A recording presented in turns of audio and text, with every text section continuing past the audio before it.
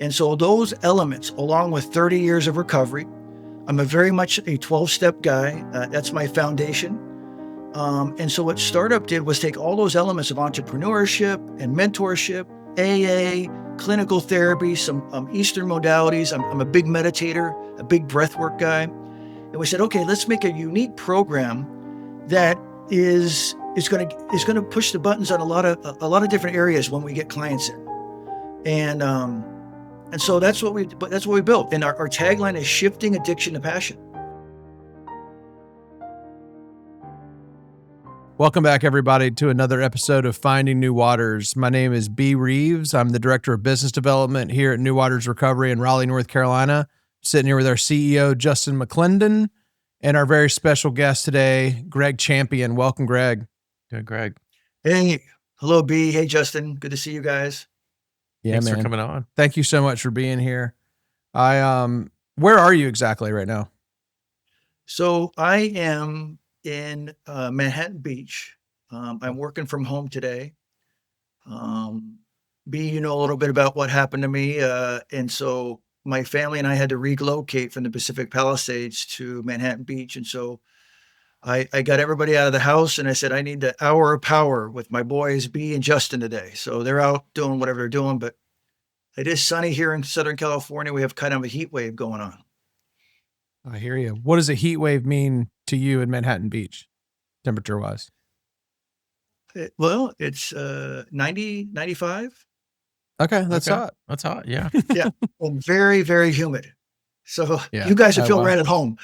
Yeah, exactly. Right. Well, you know, Gregg, when we were together in Madison, Wisconsin, not that long ago, that was the sweatiest, most sweltering climate I've been in a very long time. And Really, in Wisconsin? Yeah. Wow.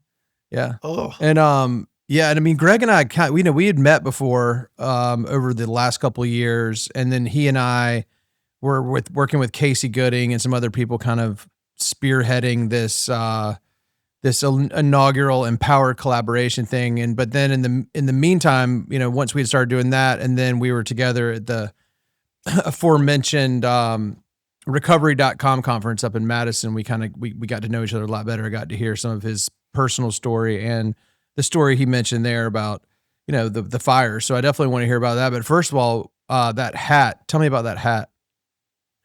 so we lost a young man to drunk driving about 4 months ago here in Manhattan Beach, and his name is Braun Levy.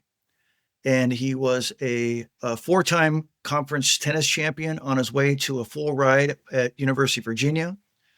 And basically was walking across a crosswalk, and a drunk driver did not see him at 1 o'clock in the morning, and he was killed instantly. And the thing is about Braun is that this kid's special. This kid lights up a room. He has lots of friends. He's inclusive. And so in the last 3 to 4 months, his family and the community has really rallied behind him. And they came up with a slogan called Live Like Braun. And if you guys are tennis fans and start watching the US Open, you might see some of those players having this same logo on here.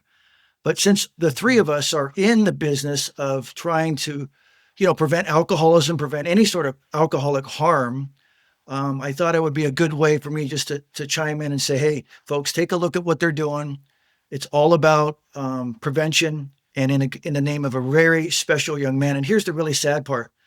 The Levys were also a Palisades family. So they lost their home on January 7th, and they lost their son 3 months later. Oh, Man, I'm so sorry. Well, thank you for what you're doing to bring attention to it. And you're right. We are in that. That is our job. And one thing I did notice about, you know, doing some cursory research, like I said, we don't want to know too much, but you know, you said your mantra is, I am here to help. What can I do for you? I'm here to help. And I love that, man. Yeah.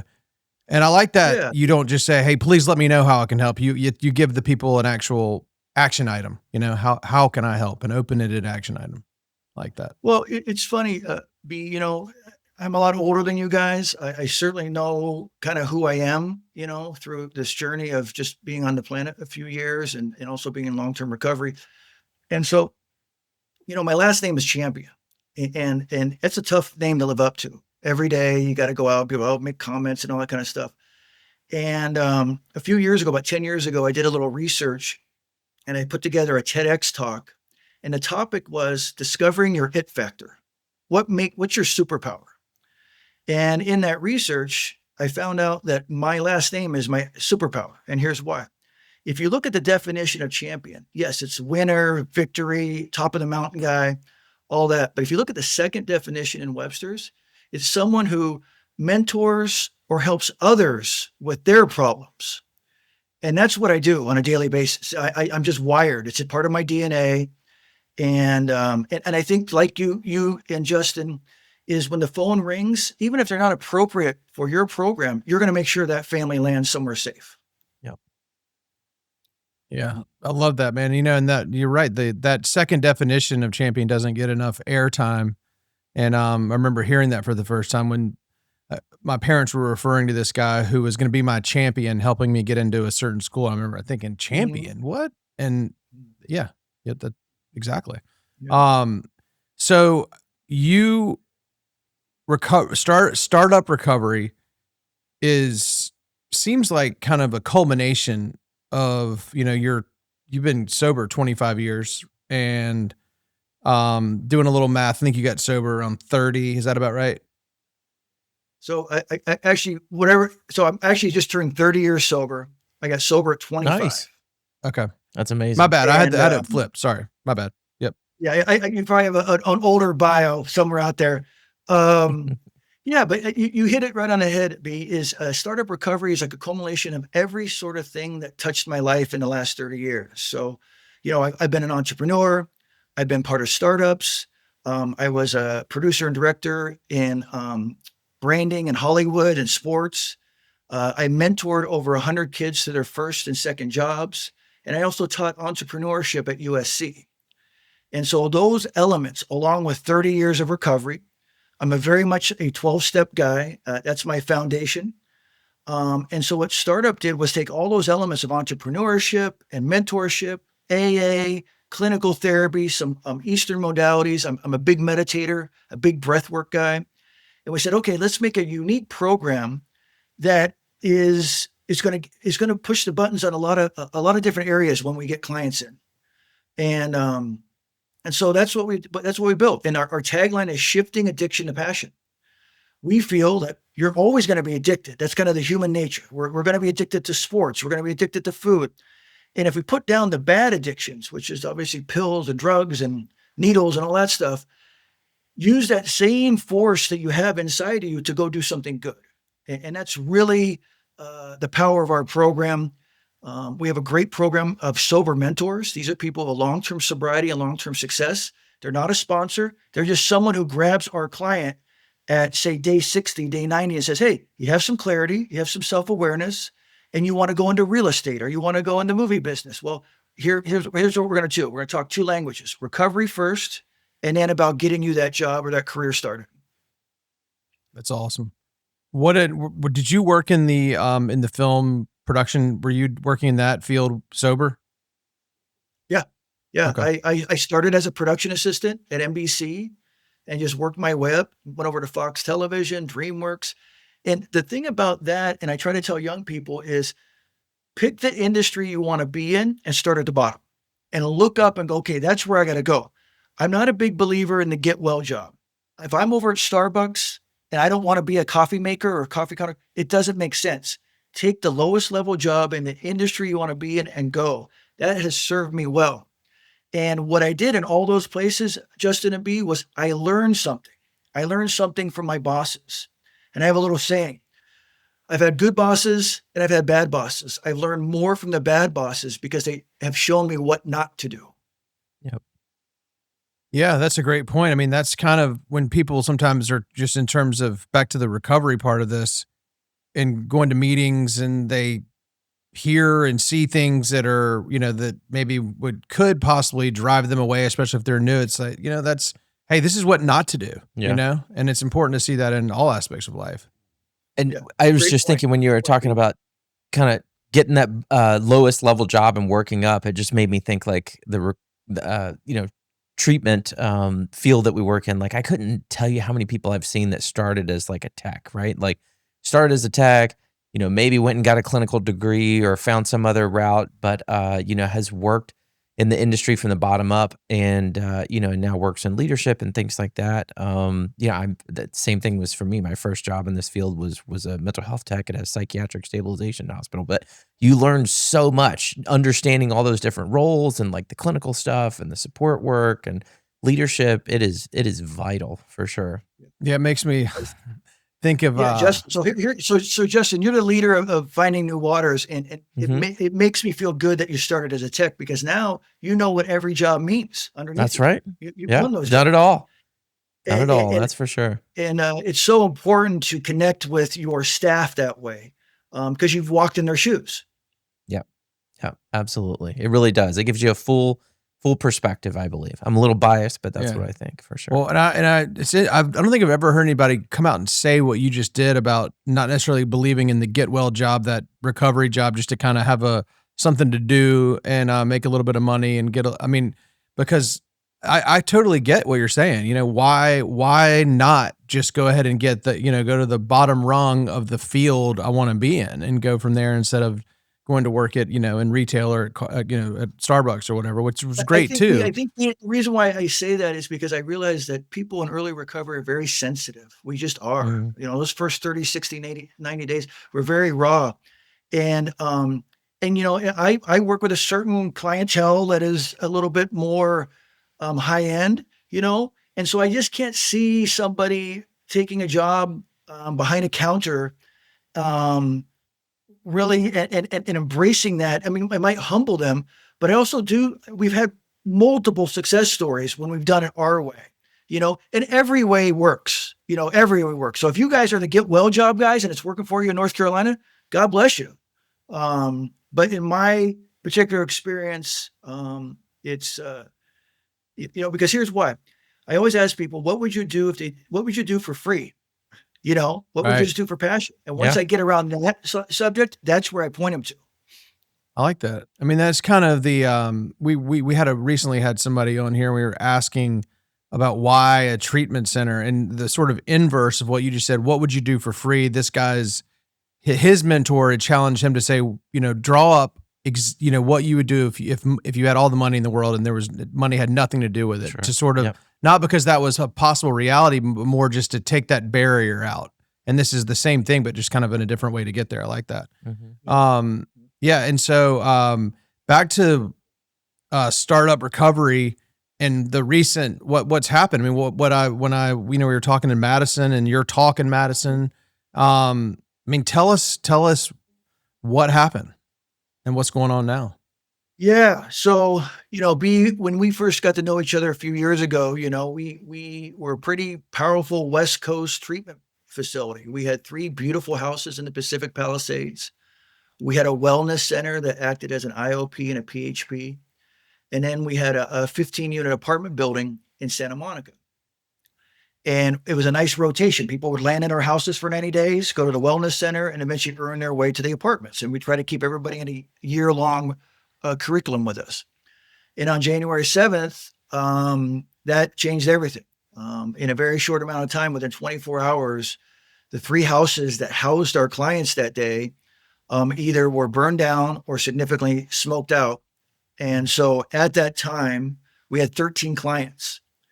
And so here, my own personal story, Justin, was I had to get my clients, I had to get my kids, 3 kids in 3 different schools, and I had to go to my house to get my dogs and any sort of personal belongings. And I basically had an hour and a half to do it. And gosh. I have this amazing staff. I was able to direct them, get the clients out. And luckily we had those apartments in Santa Monica. And so the clients were in our SUVs down the hill on their way to the apartments. And that's where we got them safe. I was able to go and pick up a couple of kids at school. My wife picked up the other one. We got back to our house. We loaded up the dogs. And the thing is, we have had little fires in my neighborhood probably every summer.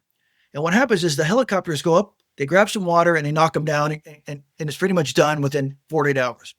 And so they usually say, hey, go check in a hotel for a couple of days and we'll tell you when to come back. So that's the directions I gave my kids was, hey, when we're packing up to go stay at a hotel. So we didn't grab anything of any value, no art, no memorabilia, no family heirlooms, because we were basically known to just come back after a couple of days. So the only thing they grabbed for me, because I'm a dad, was a couple blue jeans, a hoodie, hats, and a couple laptops, And other than that, all my suits, ties, good shoes, a favorite ski gear, golf clubs, all gone. And so so that basically within 24 hours, I found out that I had lost my business, had lost my house, and two of my three children had lost their schools in this devastating fire in January. And in short, I wouldn't wish this upon my worst enemy. The talk I gave in Madison was called Resilience in Real Time, how startup is starting over. And what I tried to do was document from January 7th to today. And what I'll tell you is that my priority was hey, I got to make sure my clients are safe. Okay. I'm an owner of this company. These are all people that are really in a tough spot. They're with us from Toronto and from Montreal and New York and Texas. We got to find some safe. So I went up and made sure that was going to happen. Then I got to make sure my kids are safe. So my wife took over that chore, went down and took care of that. And then after about day 3, I started talking to some other families in my neighborhood, the volleyball family, the soccer family, the school family. I said, where are we going to move our kids? Because I said to them, we have to keep the friend groups together, because I have a house full of people who have childhood trauma, right? This fire is going to cause childhood trauma. But if we keep the friend groups together and they go through this together, that trauma will lessen. Okay. So we decided there's 16 families, and there was more, but 16 families decided to move to Manhattan Beach. And we kind of all joined the same church. We all went to the same restaurants. We had pool dates and beach dates and all that kind of stuff. And we were able to keep these, kids together. And all of a sudden these kids began to go to concerts together. They went on sports camps together. And they were trucking along. And what was the real miracle of all this was that here I was. Yes, I got my ass kicked business wise. We've lost 70% of our revenue. Justin, the CEO, is like, oh my God, 70% of our revenue, right? So, but on the way to the airport, my wife is driving me, and my 12-year-old daughter taps me on the shoulder and she goes, Papa, I just want you to know that even this might sound crazy with the fires and everything, but this has been the best summer ever. Oh, that's amazing. And that's when I knew that single step of keeping those kids together was the right move. And I'm going to tell you right there, I didn't make that move. That came from being in recovery. That became having good sponsors, good fellowship. Also came from our higher power going, hey, make sure the children are safe. And so I just tell everybody that, like, man, it's, how they say it's family first? It's always family first. And so I take great pride. We're still, 70% of our books are not fixed yet, Justin. We're still trying to figure that out. Right. But what I will tell you is that startup recovery and startup wellness are alive and well. What we were able to do is we secured a house in Santa Monica on 3rd and Montana, which is a nice neighborhood. And it's 3 blocks away from our wellness center. And so now our clients come to this house. It's more of a beach house. They live there. They get great food, AA meetings, mentorship, coaching there, right? And then they walk 3 blocks down, and that's where they get their clinical, their family therapy. They get the acupuncture and Reiki and biohacking and all the things we do there. And so we're in that rotation right now as we begin to look for new houses, And then I'm going to just make Justin aware of this. So one of the cool things we have is we have these startup apartments. And what they are is a complete apartment complex of sober people. And you need 90 days sobriety, clinical attachment, and no abusable meds, no MAT. Okay. And you sign a 9-month to 12-month lease. You go in, you have a roommate. We run free AA meetings there. And what's great about this is it's really where people can push the reset button on their life. They have the 90 days. Now they're having independent living with guardrails because we have a full-time case manager there. He does the breathalyzing, the drug testing. We search rooms, search cars, make sure parents and loved ones and referents are updated. But it's 9 blocks away from Santa Monica College. It's a few blocks away from Universal Music, Hulu. There's job things, and it's 1 block away from 26th and Broadway, which is a legendary AA building. So that's what startup's up to now. Amazing. And I'm glad you guys are giving me the forum to kind of let that out there because, Yeah. a lot of people are like, oh, startup's dead or what happened to startup? And, I just wanted to say that, from day one, I had the resilience to say, we're not dead. We're not going away. We're too good of a program and we do good work. I don't want the good work programs to go away, and B, I think I might have said this with you, Casey, is that, 80% of our industry are cheats, lies, and thieves. And there's this core 20% that are rock stars. Yeah. And I know that I'm talking to 2 of them right now. And what's great about that is we refer to each other. We make sure we're all informed of what's going on. And I'm really proud of that group. I think that we are a special group of Avengers. We all have our own superpower or it factor, right? And I know when I need to send somebody to an East Coast program with good AA foundation and other elements, I'm going to send them to Finding New Waters. We appreciate that, Greg. We really do, man. Yeah. Thank you. Yeah. You're right. And it's, I always talk about how it's as important it is for me to know you and startup and other Avengers and the 20% of good, but it's I think more important to know the bad, which usually stands out, but thankfully it's pretty easy to just scope them out because, blasting, it's one thing for our whole model is referring to people and places and providers we like, know, and trust. And, if you send somebody to one of those fly-by-night rookeries where they're liars, cheats, and thieves, then that makes, not only is that person the client, which is the most important, their experience, it's the most important thing, but just, it makes us look bad too, Yeah. Yep. Absolutely. Well, man, my just condolences and everything go out to you and your family and everybody that works with your organization and everybody else out there, because what we saw just watching on the news and things like that was absolutely horrendous, man. So we're extremely sorry for all the loss that you guys endured. And also, I just find a lot of hope in hearing the resilience that you've been able to muster up through that process as well. So that's amazing. Love to hear that story. Yeah. And the part about your daughter is just, it's incredible, Yeah. And it's almost like she was able to say without saying it, it was just stuff, we're together. Yeah. Right. That's huge. Yeah. And what I will say, gentlemen, and Justin, I'm going to guess you're a man in recovery. And if I wasn't sober, I wasn't in a program, I didn't have a board of directors to lean on. I don't know what sort of frame of mind I would be in, because about 3 weeks after the fires, I had breakfast with a guy and I said, you know what, out of these fires, there's going to be a lot of divorce.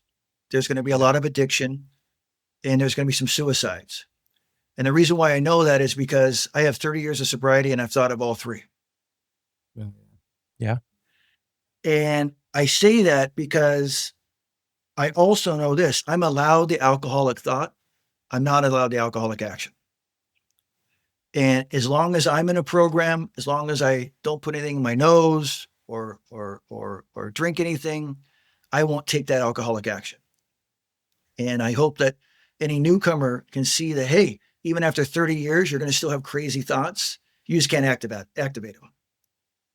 And life is going to hopefully happen. What they're seeing is after 30 years, your first reaction when you lose your business or 70% of it, your house, your kids' schools, that your first thought is to get everybody safe, number one. And then the second thing is to get all their friend groups and migrate together and just make the best of a horrible situation. You know, I'm sitting here talking to a guy who's in Manhattan Beach, who's an LA guy who worked in, you know, in film production and TV production. And I mean, I'm thinking how this could be a great a premise for a sitcom or a movie or a series or both, you know?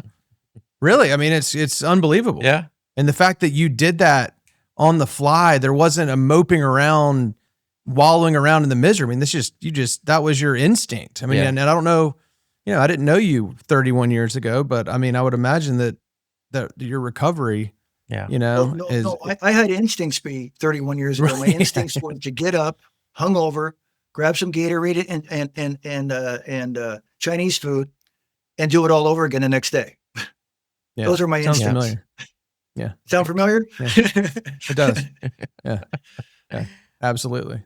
Yeah. No, like I was to echo that. I mean, what a true testament to your recovery, man. Exactly what B said, that your first mood was, what are my priorities? And the priorities were family, friends, you know, how can we keep this thing moving forward? I mean, that's amazing. That is absolutely amazing. I guess I could only hope that if I endured that I would respond the same way, right? Well, you know, Well, hopefully I would think of him. If, you know, yeah, seriously. In the East, are you guys going to be affected by this hurricane coming in? I mean, knock on wood, it doesn't look like it, and we hope it stays that way, right? But this is entering that time of year where, you know, week by week, we just don't know what's coming our way, kind of thing. And I bring It's fun. I bring it up. I was going to say, go ahead, you go. No, is for years I would watch on television catastrophes happen from Oklahoma to Florida, and I just, those poor people. And then on January 7th, I was one of those poor people. Yeah. And let me tell you guys, I have a lot more empathy, a lot more perspective. When the floods happened in Texas, my sister lives in Texas. She was not affected, but I said, I need 3 names of 3 families that were affected that you know, and I'm going to send them some money. Because what I can tell you is from January 8th on, I can't believe the amount of money, gifts, clothes, shoes that people sent us. That's amazing. There was a reporter who did a story on me, and as her mother's watching it in Florida, the mom calls up and says, I want to make sure that man's 2 girls are taken care of. Their bedrooms are taken care of. And so what they did, Annabelle and Elise both made a list for Amazon of what they wanted. And within 4 days, they had a new bed, new dresser, all sorts of stuff. And these people, it was unbelievable the amount of God-given gifting people gave us. So if you guys get stuck in this hurricane, I know what that's going to feel like. I mean, I don't recommend it, but yeah, I'm sure you guys have had some close calls. Yes, in the years past. Oh yeah. I mean, you know, when you were talking about how it's normal, like the usual routine is there's a fire, we get an alert, we check into a hotel, and they're just expected to go to a hotel for 2 days until you can go back in your house. I mean, that's, to me, being from North Carolina, that seems completely crazy, but that's normal to you. In the same way, when hurricanes are coming our way, you know, we might not be expected to go check into a hotel for 2 days, but we have our own crazy stuff that we just all get used to, you know, and it's awful because, you know, like Justin said, we were all watching the fires, you know, 24/7 coverage, and it's just so awful and so fast. And you know, people watching the Palisades burn, you know, I mean, I know people, including you, who lived there, you know, and, but just the beautiful human side of it, not just what you did for your own family and for your, you know, your neighbors and your friends and your company, but just strangers, you know, that you were just the outpouring of help is just amazing. And it's encouraging, you know? Yeah, definitely. The going in, like before the fires, I didn't have much faith in humanity. There was so much garbage going on in the world. And post fires, just the amount of strangers, absolute strangers, just stepping up, showing up, you know, and some of these companies that stepped up, this one company called Baby to Baby, really took my wife and my 3 daughters underneath their wings and gave them all sorts of, we just got 3 backpacks full of school supplies for all 3 girls. It's amazing. Baby to Baby. And I'll just give you a little story. So I'm going to admit I'm a guy who gets a mani-pedi every once in a while. And about after a month of the fires, I'm looking like a Tyrannosaurus Rex with my nails so long. So I go in, and my usual mani-pedi manicurist starts doing my feet. She's like, "Hey, were you affected by the fires?" I say, "Yes." Da da da. She starts chopping up my toes, starts chopping up my fingers, and this beautiful black woman next to me goes, "I heard what happened to you. I'm going to pay for your mani-pedi." Love it. It's amazing. Little shit like that. And Yeah, I got up yeah. and I just gave her a big old bear hug. I took a picture with her so I could show her, hey, this person took, but like that's humanity. Yeah, We that's we amazing. we've been at restaurants and they kind of could tell that we're the Palisades families because we're kind of in hoodies and sweats. And also do people get up and all of a sudden, hey, I'll take my check. Oh, that table over there paid for it for you guys. That's amazing. That's amazing. Well, So the other amazing thing is on January 6th, you're sitting there in your beautiful Palisades home with your beautiful Palisades recovery residences. But meanwhile, you have no faith in humanity. You lose everything. And that's what it takes for your faith in humanity to be restored. Yeah. How about That's a that? great Crazy. point. Pete. It's a really great point. And there's a line in our big book under 417 acceptance. Nothing in God's world happens by mistake. Mhm. And so I'm a big believer of that. I don't blame God. I blame a lot of humans. There were some human mistakes, and those will come out. Yeah. Right. But the point is that nothing happens by mistake because guess what? On January 8th, God took care of me. On the 9th, he took care of me. On the 10th, and so on, all the way to get to you guys today. He has me. He has me. And so I just keep trucking with him and just realize that if there are mistakes, they are human mistakes.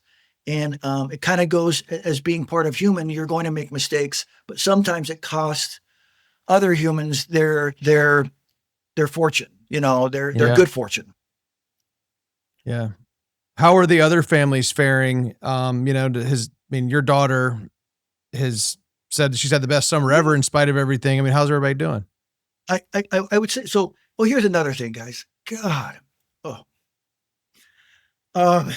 So Justin and B, shortly after the fires, I had a few therapists out here in the West Coast call me up and say, "Hey, I want to make myself available to your family."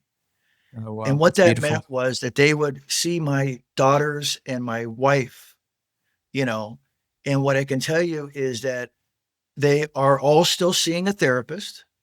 They're having great outcomes coming from it. And here we are in month 7, and none of them have asked for a dime. That's amazing. That's the kind of people we have in our circle, Justin and B. Yeah. That's and amazing. so it makes, because I understand that that's what they need. Our family needs that place to go for safety. The other families, B, they're right there with us. And I think, they give me a silent thank you for kind of rallying the troops to go do this. And, we're returning to schools. We're all returning back to schools together. That's all happening in the next couple of weeks. Just happened for one of my daughters. But what I want to do is tell you this is that I know of 2 divorces. I know of 1 suicide, and I know of a lot of addiction and alcoholism. Yeah. So what I predicted way back when did come. Yeah, I was about to say that you saw it. I could sense it. Yeah. And so what are you going to do? So you've got the idea is you're looking for houses. You've got you're up and running, which you never weren't up and running, but part of a big chunk was not run. And so, So Jeff Van and Patricia Myers are my partners. We're circling the wagons and really seeing what our future is.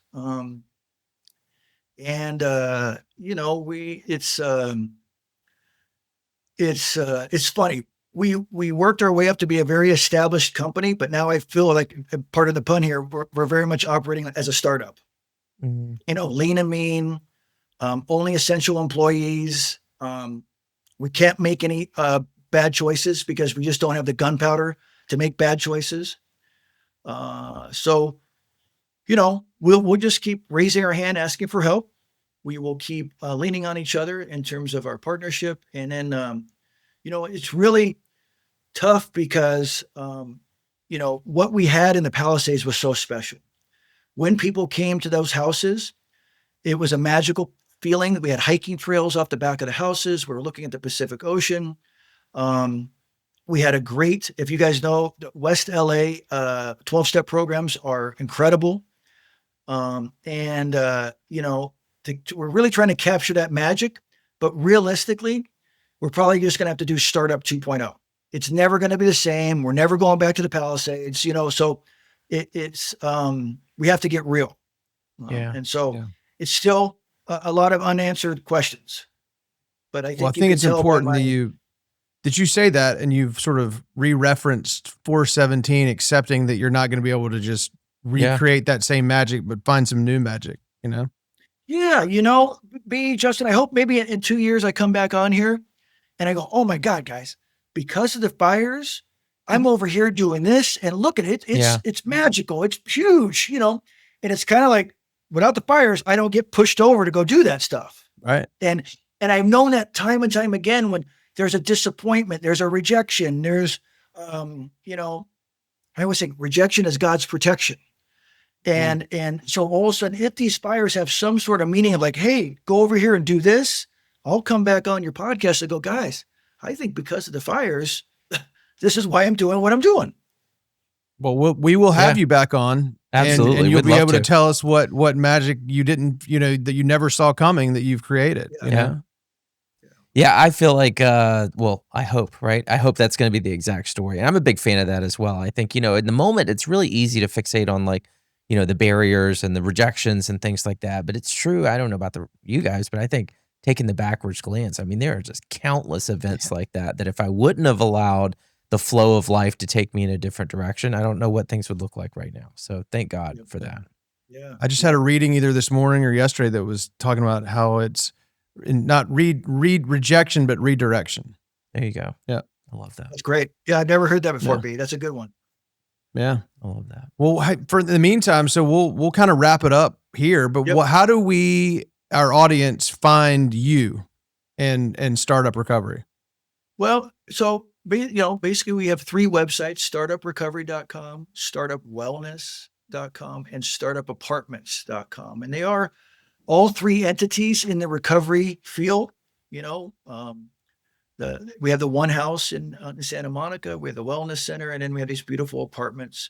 And then I'm very visible on social media. You can find me at Gregg Champion, Instagram, Facebook, LinkedIn. But the only thing about Gregg is I spell it with 2 G's on the end. And there's a story behind that. When I was in the 3rd grade, let's hear it. I went to the first day of school, and there was 3 other Greggs in the class. And I went home that day and I said, Mom, I got to change my name. I'm going to change it to Mark. She goes, no, you can't change it to Mark. Mark was my high school boyfriend's name. Okay, how about Tom? No. Tom's the gardener out there. I don't want you associated with Tom the gardener. And so I'm watching Monday Night Football, and lo and behold, there's this tight end for the Washington Redskins, and the lower third comes on after he makes a catch, and he spells his name Gregg. And I yell, Mom, come here. I go, we're going to do that. She goes, we're going to do what? I go, we're going to add that extra G. She goes, okay, go ahead. So at 3rd grade, which is probably 8 or 9 years old, I threw on the extra G because I wanted to be different. Yeah. Hey, you other 3 Greggs, you can be the 1 G. I'm going to be the double G. And so I'm interviewing for a job post-college, and the guy's looking at my resume and he goes, what's up with the 2 Gs? And I tell him that story, and he goes, well, why'd you do that? I go, I wanted to stand out. He goes, your last name is Champion. You stand out enough.